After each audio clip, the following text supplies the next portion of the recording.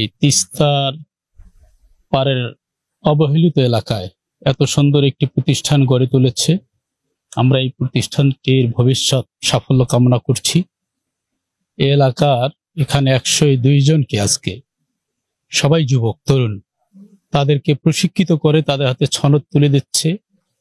এটা একটা বিশাল প্রাপ্তি, কারণ বর্তমান বিশ্ব প্রতিযোগিতায় টিকে থাকতে গেলে মানবকে মানব সম্পদে পরিণত করার উত্তম মাধ্যম হচ্ছে কম্পিউটার প্রশিক্ষণ। প্রতিটা সেক্টরেই কম্পিউটারের বিকল্প নেই।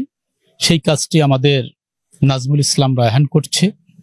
এরকম নাজমুল ইসলাম রায়হান প্রতিটি ওয়ার্ডে, প্রতিটি ইউনিয়নে যদি তৈরি হয়, আমার বিশ্বাস বাংলাদেশের সকল যুব সমাজ তরুণ আইটি সেক্টরে তাদের মেধা মননকে কাজে লাগিয়ে দেশকে উন্নত করতে পারবে, সে প্রত্যাশা করছি।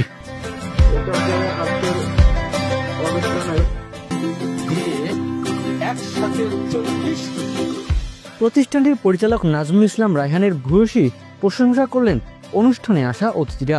কম্পিউটার দক্ষতার আলো এবার ছড়িয়েছে শহর থেকে গ্রামে, গড়ে উঠছে নানান কম্পিউটার প্রশিক্ষণ কেন্দ্র। এমন একটি প্রশিক্ষণ কেন্দ্র NS digital centre and Spytech IT institute.